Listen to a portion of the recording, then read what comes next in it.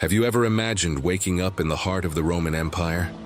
Not as a senator or a general, but as an ordinary citizen, a baker, a farmer, a merchant, a soldier, or maybe a slave. The streets are alive long before the sun reaches its peak. Stone roads echo with footsteps, wooden carts creak under the weight of produce, and the smell of fresh bread drifts through narrow alleys. You step out of your home, simple, stone-built, maybe part of an insula if you're in the city, or a modest countryside villa if you live outside.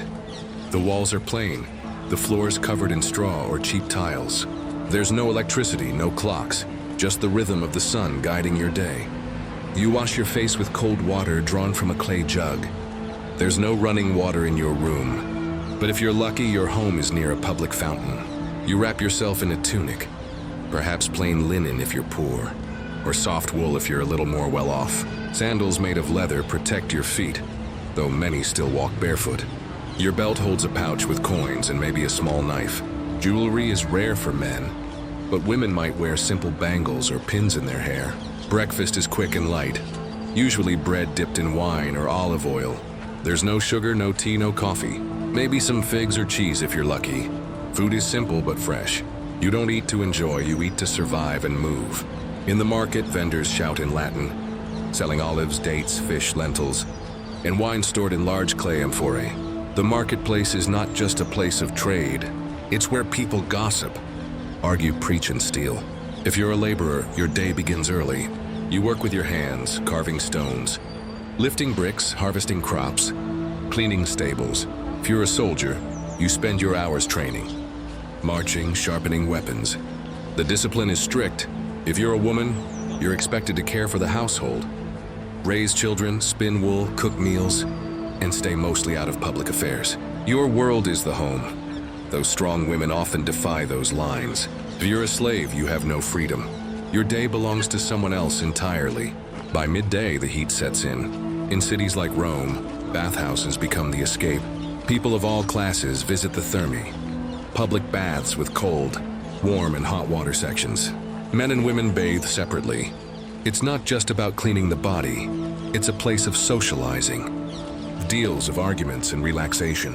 After bathing, you might stop by a tavern, grab a cup of watered-down wine, eat some lentil stew, and maybe hear a bard sing a tale of war or of the gods. Religious life is everywhere. Shrines are in homes, temples in the city. Some pray to Jupiter, others to Mars or Venus. There are rituals, sacrifices, festivals.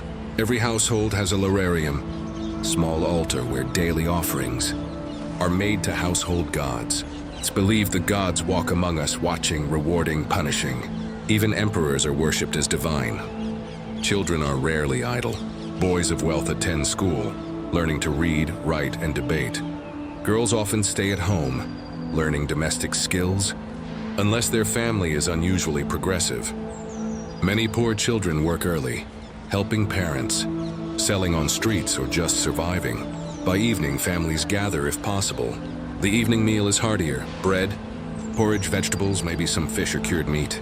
There are no fancy spices, but salt, vinegar, and herbs bring flavor. People eat with fingers, seated on mats or low benches. Wealthier Romans recline while eating, leaning on one elbow, facing low tables, eating slowly and with ceremony. Lamps burn olive oil, casting golden flickers on the walls. There's laughter, sometimes music, but also arguments, silence, and prayer. The streets grow quiet, except for the sound of guards, drunks, and stray dogs.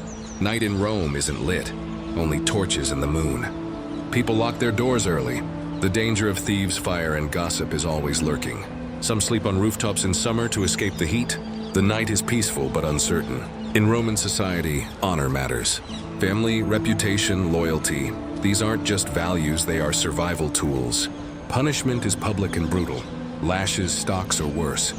Justice favors the rich, but fear keeps most in line. Slaves can be tortured for truth. Women can be exiled for dishonor. Soldiers can be executed for cowardice. Yet in all this, there is resilience. There is love. People fall in love. Write letters, sing to the gods, raise children, care for the sick, bury the dead. They dream of better days. They gather for festivals like Saturnalia, drinking, dancing, giving gifts. Gladiator games entertain some, horrify others. The Colosseum roars with bloodlust, but in quiet homes, people simply pray for safety. Not everyone speaks Latin perfectly. The empire is vast. Greeks, Egyptians, Syrians, Gauls all live together under Roman rule. Cultures mix, merge, and sometimes clash. In the ports, sailors tell tales of distant lands. In the countryside, farmers pray for rain. In the cities, thinkers argue about philosophy, law, and death. This was Roman life, not of emperors or generals, but of people. Real, raw, enduring. They lived without electricity, without smartphones, without cars. And yet they loved. Built, farmed, fought, danced, cried, worshipped, and survived. Not in textbooks, but in dirt, in fire, in breath. You don't need marble statues to understand Rome. You need to feel the dust under your feet, the hunger in your belly, the fear in your heart, and the hope in your soul. That's what it meant to live in the Roman Empire.